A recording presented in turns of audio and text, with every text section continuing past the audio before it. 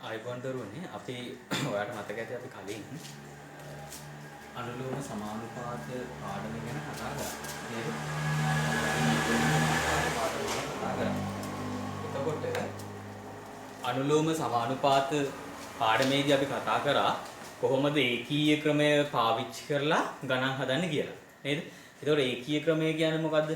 එකක මිල නැත්නම් ඒකකයකට අදාළ ප්‍රමාණය අරගෙන අපිට කිසියම් ප්‍රමාණයක මිල හොයන්න පුළුවන් ඒ ක්‍රමයට අපි කිව්වා ඒකක මිල භාවිතයෙන් නැත්නම් ඒකීය ක්‍රමයට යටතේ අනුලෝම සමානුපාත සම්බන්ධ ගැටලු විසඳනවා කියලා නේ. ඊට පස්සේ අපි කතා කරා අර්ථ දැක්වීම භාවිතයෙන් කොහොමද මේ අනුලෝම සමානුපාත සම්බන්ධ ගැටලු විසඳන්නේ කියලා. හරිද? අර්ථ දැක්වීම භාවිතයෙන්. හරි. ඊට පස්සේ අපි වීජීය හරිද වීජීය පදයක් දාලා අපි කොහොමද සමීකරණයක් හදලා අපි මේ අනුලෝම සමානුපාත සම්බන්ධ ගැටලු විසඳන්නේ කොහොමද කියලාත් අපි ඊට පස්සේ කතා කරා. හරි අපිට අද තියෙන්නේ විදේශ මුදල්. ලියා ගන්න පුතේ මාතෘකාව විදේශ මුදල් foreign money. ලියා ගන්න මාතෘකාව විදේශ මුදල් කියලා ලියා ගන්නකො. විදේශ මුදල්. හරි. දැන් මොකද්ද මේ විදේශ මුදලක් කියන්නේ? හරිද? විදේශ මුදල. එයා දන්නවා එක එක රටවල් වල විවිධ විදිහට මුදල් භාවිතා කරනවා. ශ්‍රී ලංකාවේ ගත්තොත් මුදල් ඒකකය මොකද්ද? ඒ කියන්නේ අපි ජීවත් වෙන අපේ රටේ මුදල් ඒකකය තමයි පුතේ රුපියල් නේද? එතකොට සිංගප්පූරුවේ මොකද්ද ඒකකය? ඒක සිංගප්පූරු ඩොලර් නේ? ඒ කියන්නේ සිංගප්පූරු ඩොලර්. ඇමරිකානු ඩොලර් නෙමෙයි. එතකොට ඇමරිකානු ඩොලර් තියෙනවා. ඇමරිකාවේ. එහෙනම් ඇමරිකාවේ භාවිතා කරනවා ඇමරිකානු ඩොලර්, ඇමරිකන් ඩොලර්. එහෙම නැත්නම් අපිට කියන්න පුළුවන් මේ විදිහට. ඊට පස්සේ සිංගප්පූරුවේ සිංගප්පූරු ඩොලර්. ඊට පස්සේ තවත් එක එක රටවල් වල විවිධ මුදල් වර්ග භාවිතා කරනවා. යෙන්, පවුන්ඩ්, ආය ඉන්දියන් රුපීස්, ඔය විදිහට ඉන්දියානු රුපියල්, ඉන්දියානු රුපියල්, ඔය විදිහට විවිධ මුදල් වර්ග අපි භාවිතා කරනවා එක එක රටවල් වල එක එක ඒකක විදිහට.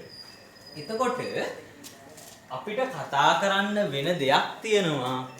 මේ විදේශ මුදල් ගැන කතා කරද්දී අපි කතා කරන්න ඕනේ තව දෙයක් තියෙනවා. ඒ තමයි මේ විදේශ මුදලක් අපේ ශ්‍රී ලංකාවත් එක්ක නැත්නම් අපේ ශ්‍රී ලංකා මුදලුත් එක්ක හුවමාරු වන වටිනාකමක් තියෙනවා. ඒ කියන්නේ අපිට ඇමරිකානු ඩොලර් එකක් ගන්න යනවා කියලා හිතන්නකෝ. අපි දැන් ඇමරිකානු ඩොලර් එකක් අතට ගන්න යනවා. ඇත්තට ගන්න නම් ශ්‍රී ලංකා මුදලින් අපි කීයක් එයාලට දෙන්න ඕනේද? අපි හිතමු අද වෙද්දි ඇමරිකානු ඩොලර් එකක විදේශ විනිමය අනුපාතිකය රුපියල් 198යි කියලා. එහෙනම් ඩොලර් එකක් අපි ගන්න රුපියල් 198ක් දෙන්න ඕනේ. ඩොලර් එකක් ගන්න රුපියල් 198ක් දෙන්න ඕනේ. එතකොට අන්න ඒ මුදලට අපි කියනවා විදේශ විනිමය අනුපාතිකය. එහෙනම් ඇමරිකානු ඩොලර් එකක විදේශ විනිමය අනුපාතිකය කියන්නේ ඩොලර් එකක් මේ මොහොතේ අපි ගනිද්දී අපිට වියදම් කරන්න වෙන මුදලට අපි කියනවා එහෙනම් මොකක්ද කියලා? විදේශ විනිමය අනුපාතිකය කියලා කියනවා. තේරුණාද එහෙනම්? හරි. යටින් නෝට් එක දාගන්නකො හැමෝම.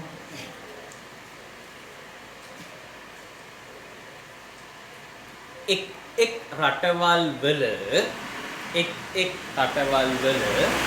විවිධ වූ මුදල් වර්ග භාවිතා කරනු ලබයි. විවිධ වූ මුදල් වර්ග භාවිතා කරනු ලබයි. විවිධ වූ මුදල් වර්ග භාවිතා කරනු ලබයි.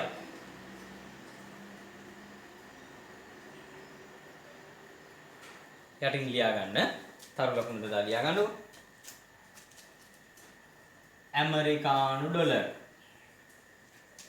ඇමරිකානු ඩොලර් නැත්නම් ඇමරිකන් ඩොලර් ස්ටර්ලින්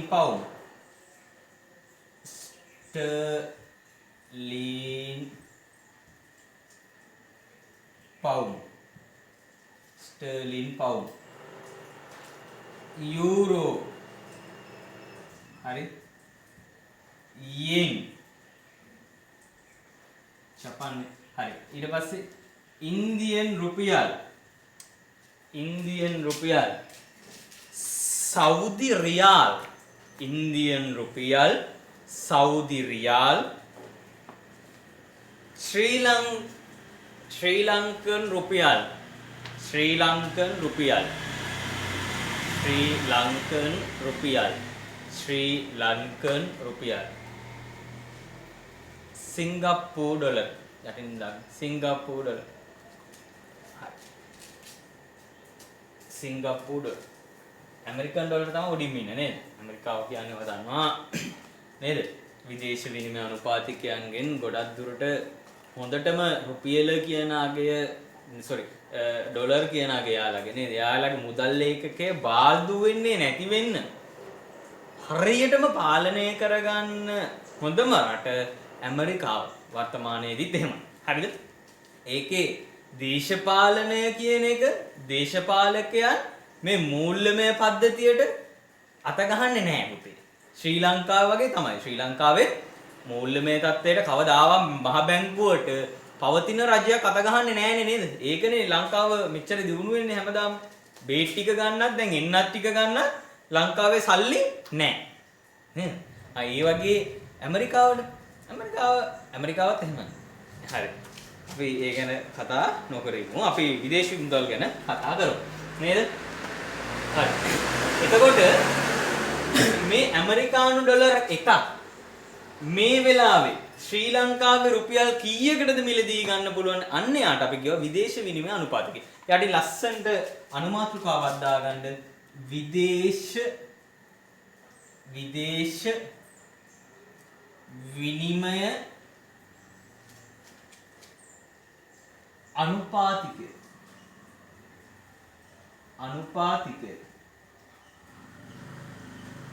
විදේශ විනිමය අනුපාතිකය. හරි. ඕකේ විදේශ විනිමය අනුපාතිකය ගැන කතා කරද්දී ඕක තව කොටස් වලට බෙදලා යනවා. ඒවා පිළිබඳව ඔයාට උගන්වන්න අපි ඕනේ නැහැ. ඇයි ඒකේ උගන්වන්න දෙයක් නැහැ ළමයි. මොකක්ද දන්නවද? ඒක සාමාන්‍ය දෙයක්. ඒක කියලා දෙන්න ඕනේ නැහැ.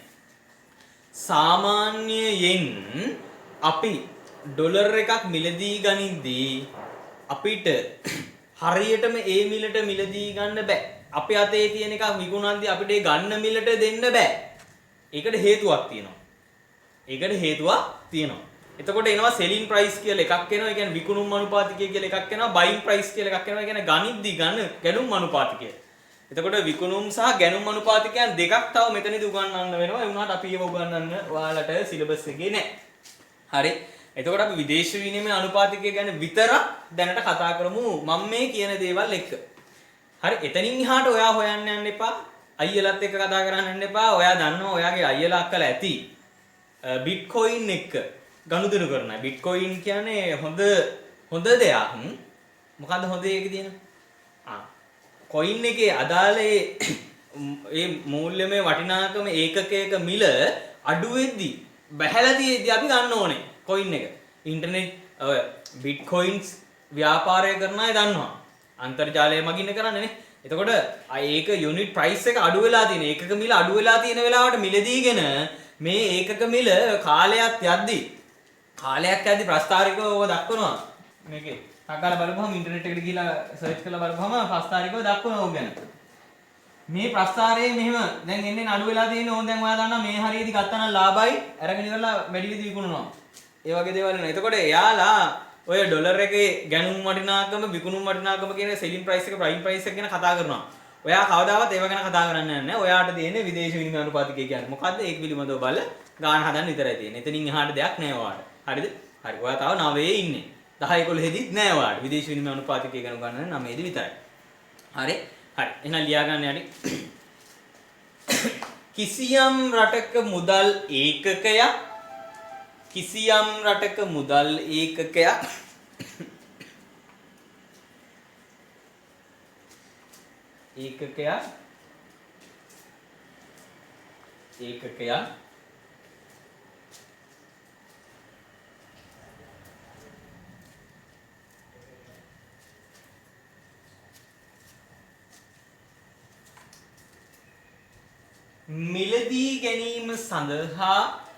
මිලදී ගැනීම සඳහා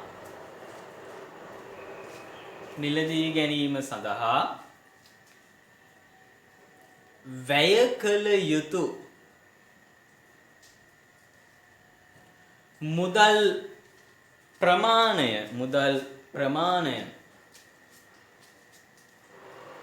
විදේශ විනිමය අනුපාතිකයේ අනුවෙන් හඳුන්වයි.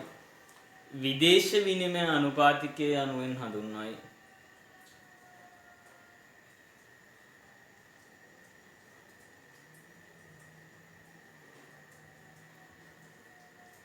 විදේශ විනිමය අනුපාතිකයේ අනුවෙන් හඳුන්වයි. හරි. ඔයාට අද කතා කරද්දී පොඩ්ඩක් ශබ්දය පිළිබඳ පොඩි ප්‍රශ්නයක් එයි. මොකද අද මයික් එක අමතක වෙලා ඇවිල්ලා තියෙන්නේ. හරි. මයික් එක නැති නිසා යම් ගැටලු වෙයි. එච්චර හිතන්න එපා. හරි. අපි මේ ටික මෙහෙම කරගෙන යන් මහදයා නෙවෙයි ඉන්නේ විදේශ විනිමය අනුපාතිකය උගන්වන්නේ. 10යි 11යි පන්ති දෙකටත් ওই විදිහටම තමයි ඊළඟට වීඩියෝ දෙක කරන්න තියෙන්නේ යාළුවා. එයාලා ක්ලාස් දෙක ඊළඟට තියෙන්නේ. ඒකත් ඔය විදිහටම අපි කරගෙන යනවා. හරි. විදේශ විනිමය අනුපාතිකය දැන් අපි කතා කරා. නේද? දැන් උදාහරණයක් විදිහට පල්ලි රූලෙන් ලියා ගන්න පුතේ. මම පුතා ලියා ගන්න උදාහරණයක් විදිහට පල්ලි රූලෙන් ඇමරිකානු ඩොලර් එකක අද දින විදේශ විනිමය අනුපාතිකය රුපියල් 196.32කි 196.32කි විදේශ විනිමය අනුපාතිකය. හරි. ඔය කියන්නේ මොකද? ඇමරිකානු ඩොලර් එකක් ගන්න වියදම් කරන්න ඕනේ ශ්‍රී ලංකා රුපියල් ප්‍රමාණය 196.32යි. 196.32 කියලා. හරිද? ඕම් මොහොම දෙනවා. අපිට දැන් තේරෙනවානේ. ඔයාට තේරෙනවා මොකද්ද මේ විදේශ විනිමය අනුපාතිකයක් කියන්නේ, කොහොමද අපි මේ සම්බන්ධ ගණන් හදන්නේ කියන එක තේරෙනවා. කොහොමද අපි මේ සම්බන්ධ ගණන් හදන්නේ කියන එක තේරෙනවා. නේද? අපි ගානකට ගිහිල්ලාම බලමු කොහොමද මේකේ තවදුරටත් එන ගණන් හදන්නේ. හරි. යටින් ලියා ගන්න.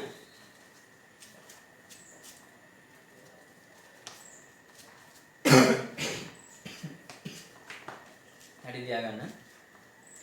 ඇමරිකානු ඩොලරයක මිල ශ්‍රී ලංකා රුපියල්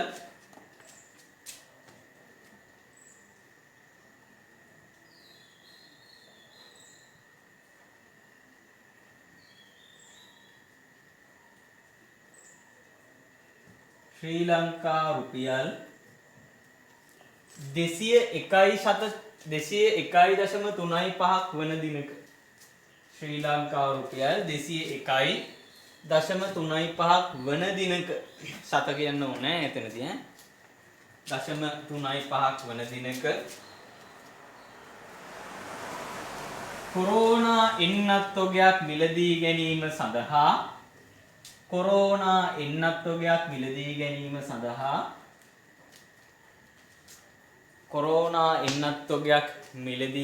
සඳහා කවුරු ණය දෙන්නේ නැද්ද? ආධාරයක් දෙන්න කියලා හිතමුකෝ. චීනෙන්ද ඉන්දියාවෙන්ද? චීනෙන් නේද වැඩිපුර දෙන්නේ මේ දවස්වල. ඉන්දියාවෙන් දුන්නා ගිය ආණ්ඩුව කාලේ නේ. ඔව්. හරි. මොනවද කියේ? රුපියල් 201.35ක් වන දිනක චීන රජයේ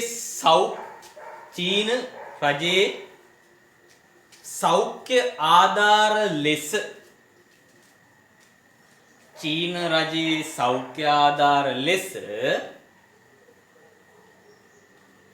ඇමරිකානු ඩොලර් කරන්න දැන් ඇමරිකානු ඩොලර් තමයි ජාත්‍යන්තර ආධාර දෙන්න වෙන්නේ. ඇමරිකානු ඩොලර්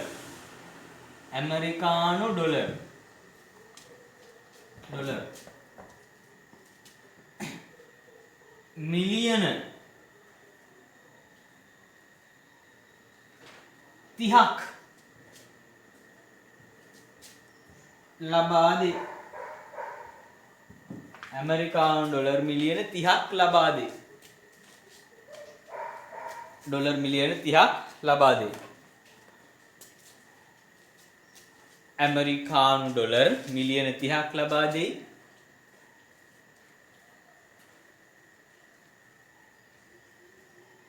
රජයට ලැබුණු ආධාර ප්‍රමාණය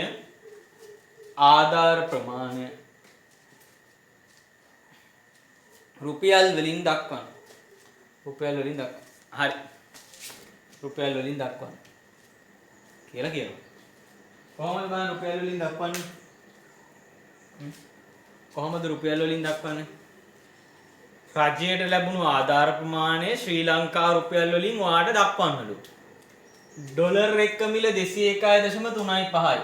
මිලියන වලින් දීලා තියෙන්නේ. ඔයා 6 දී ඉගෙන ගත්ත ඒකකයක් කියන්නේ මොකද්ද? දහස් කියන්නේ මොකද්ද? මිලියන කියන්නේ මොකද්ද? බිලියන කියන්නේ මොකද්ද කියන එක ඉගෙන ගත්තා. එතකොට මිලියන කියන එකට අදාළ ටික පස්සේ කරමු. ඇමරිකානු ඩොලර් මිලියන වලින් උත්තරේ ගමු ශ්‍රී ලංකා රුපියල් කොච්චරක් හම්බ වෙනවද කියලා. හරිද? මිලියන 30ක් නේ දීලා තියෙන්නේ. ඇමරිකානු ඩොලර් මිලියන 30 කියන එක අපි ගුණ කරලා හදාගමු එහෙනම් ඉස්සෙල්ලා ශ්‍රී ලංකා රුපියල් වලට. මිලියන එක අපි සාමාන්‍ය විදිහට ගන්න. මිලියන 30ක් නේ. මිලියන 30 කියලා දීලා තියෙන්නේ. එහෙනම් ඔන්න ඇමරිකානු ඩොලර් ප්‍රමාණය කොච්චරද? මිලියන 30යි. එහෙනම් ඒකක පැත්තේ 0.3යි දහස් පැත්තේ 0.3යි. ඕම් හරිනේ. ඒක කලාපේ දහස් කලාපේ මිලියන කලාපේ. හරි මිලියන 30 ඕම් හදාගත්තා. සාමාන්‍ය විදිහට ඇමරිකානු ඩොලර් විදිහට ඕම්. මිලියන 30 ඔය විදිහට ලියාගත්තා. එහෙනම් එම නිසා ලැබුණු ආධාරවල ප්‍රමාණය රුපියල් වලින්. එහෙනම් ලද ආධාර රුපියල් වලින් කොහොමද කරන්න වෙන්නේ? එකක් ඩොලර් එකක් 201.35යිලු. එයා ගුණ කරන්න ඕනේ 30යි අගට බිංදු 6කින්. 30යි අගට බිංදු 6කින් ගුණ කරන්න ඕන. එහෙනම් මේ දශම තිත දෙපාරක් අරහට යවනවා 1 2 කියලා අතනින් අගින් බිංදු දෙකක් කපනවා. අගින් බිංදු දෙකක් කැපුවා. ඇයි ඒ? දශම තිත දෙකක් අයින් කරා කියන්නේ බිංදු දෙකක් කැපුවා. 10 100ෙන් ගුණ කරා වගේ වැඩක් උනේ. මේක ගුණ කළා ඊට පස්සේ අග බිංදු ටික දානවා. 1 2 3 4යි 5යි. 1 2 3යි 4යි 5යි. නෝ බිංදු 5 දැම්මා. 1 2 3යි 4යි 5යි කියලා බිංදු 5 දැම්මා. හරිද පුතේ? දැන් 3ෙන් ගුණ කරන්න. 3 වරක් 5 15න් 5යි එකක් ඉතුරුයි. 3 වරක් 3 9යි 1යි 10යි. 3 වරක් 3 10න් බිංදුවයි 10යි 10යි 10න් බිංදුවයි එකක් ඉතුරුයි. නේද? 3 වරක් 3යි 1යි 4යි. 3 වරක් බිංදුව බිංදුවයි 3 වරක් 2 6යි. එහෙනම් අපිට මෙහෙම උත්තරයක් ආවා. එහෙනම් අපි ලියන්න පුළුවන් ශ්‍රී ලංකා රුපියල් 6.040,500,03 කියවන්න බලන්න මේක සිංහලෙන්. කොහොමද කියවන්නේ? ඒකක දහස් මිලියන බිලියන. රුපියල් බිලියන 6යි මිලියන 40යි 500,000ක එන්නත් ආධාර ශ්‍රී ලංකාවට චීන රජයෙන් සෞඛ්‍ය ආධාර විදිහට හම්බෙලා තියෙනවා. අපිට එහෙනම් ওই විදිහට නිගමනයකට එළඹෙන්න පුළුවන්. ඔන්න ශ්‍රී ලංකා රුපියල් ප්‍රමාණය. හරි. මම ඔයාලට විනාඩි 2ක් දෙනවා මේ ගාන හදා. විනාඩි 2ක් ඕනේ. විනාඩියක් දෙන්නම්. විනාඩියක් දෙන්නම් මේ ගාන හදා ගන්න බලන්න. ඊට පස්සේ අච්චුපතේ තියෙන ගණන් ටිකක් තියෙනවා. ඒ ටිකට යන්න ඕනේ. මගේ ටියුට් එකේ තියෙන ගණන් ටිකත් හදන්න ඕනේ. ඉක්මනට හදන්න ගන්න බලන්න. ඔයා මේක හදනකල් මම ඔයාලට දැනුවත් කළ යුතු විස්තර ටික දැනුවත් කරන්නම්. අපේ පන්තියට සහභාගී වෙන්න බැරි වෙච්ච ළමයි ඉන්නවා ගොඩක් අය මං හිතන්නේ. ඔන්ලයින් පන්තියට සහභාගී වෙන්න බැරි වෙච්ච අය. ලයිව් කරද්දි සහභාගී වෙන්න බැරි අයට තමයි මම මේ YouTube එකට මේ වගේ ගොඩක් දුරට වීඩියෝ ටික ඩවුන්ලෝඩ් කරන්නේ. YouTube එකට අප්ලෝඩ් කරන්නේ. එතකොට ඔයා ඒ ටික බලන්න. පිට අය ගොඩක් අය බලලා කතා කරලා කියනවා සර් හොඳයි හොඳට උගන්වනවා අරවමව කියනවා. ඒ කමෙන්ට්ස් උත් වටිනවා. ඊට අමතරව සියලු දරුවන් ලංකාවේ සියලු දරුවන්ට මේ දවස්වල ප්‍රශ්නයක් නැත්තරමනේ. Tamanට තේරෙන ගුරුවරයෙක්ගේ පන්තියට ගිහිල්ලා ඉගෙන ගන්න. ඒකේ කිසිදු වැරැද්දක් මම නම් දකින්නේ නෑ පුතේ. ඔයාට විෂයන් 9ක් තියෙනවා ඉගෙන ගන්න. ඔයා මේ ටිකේ ගෙදර හිටියොත් ඔයා ඔක ලියන ගමන් අහගන්න ඈ. නැත්තම් පන්තියේදී වගේ කතාවට අල්ලගත්තේ සර්මනේ කියයි. මම විනාඩි දෙකෙන් මේක මේ ඉවර කරනවා. ඒ කියන්නේ ලියන්න දෙන වෙලාව. ඔයා ඒක නිසා පාසලේ ඔයාගේ පාසලේ දාන ලින්ක් එක ඔයාගේ යාළුවට දාන්න. ඔයාට පව් සිද්ධ වෙන්නේ ඔයාට පිනක් පුතේ. හරිද? ඔයාට මේ පන්තියකින් දාන ලින්ක් එක ඔයාගේ යාළුවන්ට දාන්න. මං හැම වෙලාවෙම කියන්නේ ඉගෙන ගන්න උදව් කරන්න. වෙන අපාය සහාය වැඩ කරන්න මීහරක් වැඩ කරන්න උදව් කරනවා නම් ඔය වගේ දෙයකට උදව් කරන්න බැරි කමක් නැහැ නේද? එතකොට මහරගම ළමයි, අවිස්සාවේලේ ළමයි, කෑගල්ලේ ළමයි, රුවන්වැලි ළමයි, මාවනැලි ළමයි, මොරොන්තොට ළමයි සියලුම දෙනා තමන්ගේ යාළුවන්ට මේ ලින්ක් එක යවන්න. මේකේ හදාගන්න බැරි වුණ තැනක් තියෙනවා නම් කෝල් එකක් දීලා ඔයාලා සාකච්ඡා කරලා ගොඩ දාගන්න බලන්න ඒ ටික. එහෙම කරගන්න බැරි වුණොත් විතරක් පුතේ මට කතා කරන්න. හරිද? එදත් මගෙන් කට්ටිය පර්සනල් මෙසේජ් දාලා අහලා තිබ්බා ළමයි නම්බර එක ඉල්ලුවා ගොඩක් අය කියලා. මම නම්බර එක මෙතන උඩින් දාන්නම්. මෙතන උඩින් නම්බර එක දාන්නම් ඒකට කතා කරන්න. හැබැයි හැම වෙලාවෙම නම් වද දෙන්න එපා. මොකද මේ දවස් ටිකේ ඔයා දන්නවා මේ රැට නිදා ගන්නවත් වෙලාවක් නැහැ. එක පන්තියක 9 ශ්‍රේණිය කරපුවම ඊළඟ පන්තියේ 9 ශ්‍රේණිය ආයෙ දවසක් කරන්නේ. හරිද? Zoom එකේ කරන්නේ නැත්තේ ඒකයි ගොඩක් අය. 071යි 59යි 88යි 465. මේ නම්බර් එකට විතරයි ඔයා ගණිතය සම්බන්ධ ප්‍රශ්න සීලුම දේවල් යොමු කරන්න. හරි? ඉක්මනට කරන්න බෑ. ඔය ටික ඉක්මනට ලියා ගන්න. අපි හරිනේ වෙලා ඇතිනේ.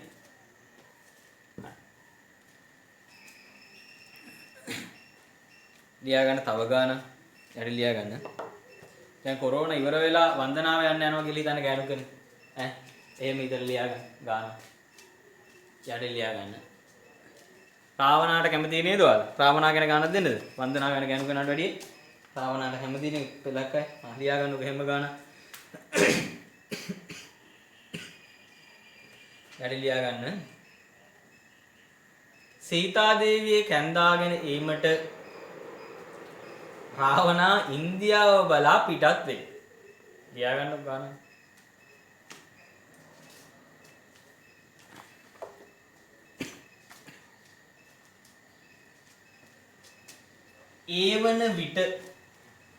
ඒ වන විට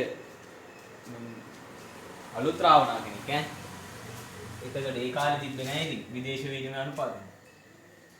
ඒ වන විට ඉන්දියානු රුපියලක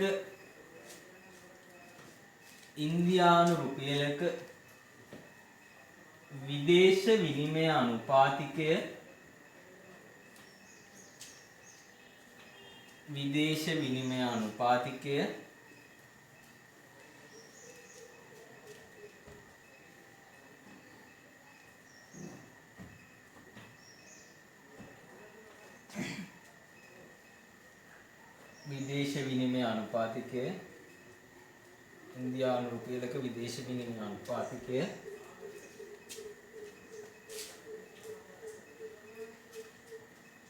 විදේශ විනිමය අනුපාතිකය රුපියල් 4.63 4.63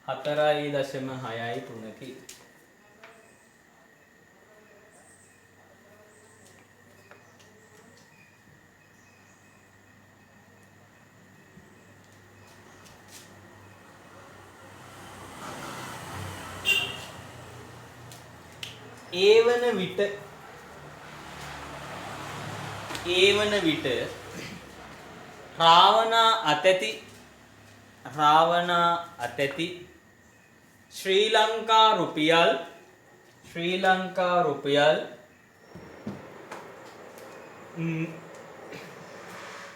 926 මිලියනයක් කුණුහරුප එහෙම ලියන්න එපා. ලියා ගන්නවා ගාන හරියට 926 මිලියනයක් 926යි අගට බිංදු 6 රුපියල් 926 මිලියනයක් ඉන්දියානු රුපියල් වලට මාරු කරයි.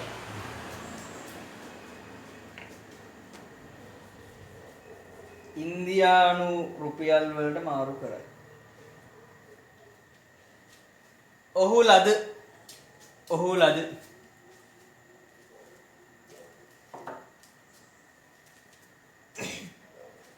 ඉන්දියානු රුපියල් ප්‍රමාණය කොපමණද? ඉන්දියානු රුපියල් ප්‍රමාණය කොපමණද? ඉන්දියානු රුපියල් ප්‍රමාණය කොපමණද? ඉන්දියානු රුපියල් ප්‍රමාණය කොපමණද? ඉන්දියානු රුපියල් ප්‍රමාණය කොපමණද? හරි. ඔයා බලන්න හදන්න මම විනාඩියක් දෙන්නම්. හරියටම විනාඩියක් දෙන්නම් හදන්න බැරි නම් තියන්න අපි හදනවා.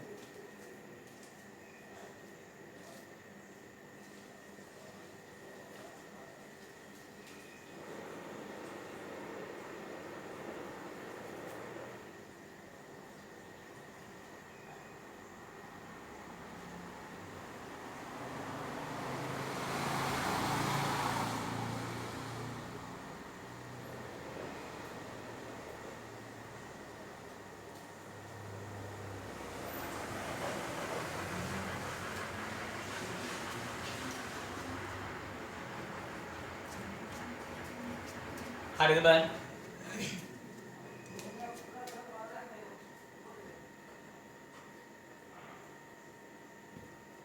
හරි. වෙලා ඇතිනේ. අපි ඒ ගාන හදමු බලන්න. හරි. අපිට කියනවා දැන් රාවණා යනවලු ඉන්දියාවට. යද්දී යා ළඟ තියනවලු රුපියල් වලින් මිලියන 926ක්. ඒක මොකද කරන්නේ? එයාව අපි ඉන්දියානු රුපියල් විදියට මාරු කරනවා. ලද ඉන්දියානු රුපියල් ප්‍රමාණය කීයද කියලා අහන්නේ. එතකොට ඉන්දියානු රුපියල් ප්‍රමාණය හොයන්න මොකද කරන්න ඕනේ පුතේ? මේ ශ්‍රී ලංකා රුපියල් ප්‍රමාණය බෙදනවා ඉන්දියානු රුපියලක විදේශ විනිමය අනුපාතිකයෙන් නේද? කියන්නේ මේ 4.63 බෙදනවා. එම නිසා ලද ඉන්දියානු රුපියල් ප්‍රමාණය සමානයි බවුන්ඩ් ගන්නේ 926යි අගට බිංදු 6 බෙදීම 4.63 එකයි. එතන 926 තියෙනවා. අහගන්න ආයෙත් අහගන්න. හරි. හොඳට අහගන්න. ලද ඉන්දීය රුපියල් ප්‍රමාණයනේ හොයන්න ඕනේ. නේද? අපිට එහෙනම් ශ්‍රී ලංකා රුපියල් වලින් ඉන්දීය රුපියලක විදේශ විනිමය අනුපාතිකය අපිට දීලා තියෙනවා විදේශ විනිමය අනුපාතිකය රුපියල් 4.63යි. එහෙනම් මේ මිලියන 926 බෙදන්න ඕනේ 4 රුපියල් මිලියන 926න් දීලා තියෙන්නේ. එහෙනම් මේ රුපියල් මිලියන 926 බෙදනවා 4.63. දශම දිට දෙපාරක් අරහට යවන්න ඕනේ. කියන්නේ 100න් යට ගුණ කරා. භාගය 8 100න් ගුණ කරපුවම පුතේ උඩ 100න් ගුණ කරනවා. ඒ කියන්නේ අගට බිංදු දෙකක් දැම්මා. 463 එකයි 926 බලන්න හදලා 463 ඒවා දෙකක් තියෙන 926ට. දැන් උත්තර එනවා 2යි අගට මේ බිංදු 1යි 2යි 3යි 4යි 5යි 5ක් තියෙනවා. 8යි නේද ඔක්කොම බිංදු. ඔහොම කීය දෙන්නේ එහෙනම්? මිලියන 200ක් ගෙනහිල්ලා දෙනවා. රුපියල් මිලියන 200ක මුදලක් ගෙනහිල්ලා දෙනවා. හරිනේ? රුපියල් මිලියන 200ක මුදලක් ගෙනහිල්ලා දෙනවා. ඉන්දියානු රුපියල් ඈ. ඉන්දීය රුපියල්. මේක එන්නේ මොනවද? ඉන්දීය රුපියල් වලින් එන්නේ. ඉන්දීය රුපියල් වලින් මේ විදියට ගන්න. හදා ගන්න බලන්න. හදපු අය ඇති. හදපු නැති අය හදා ගන්න හැමෝම.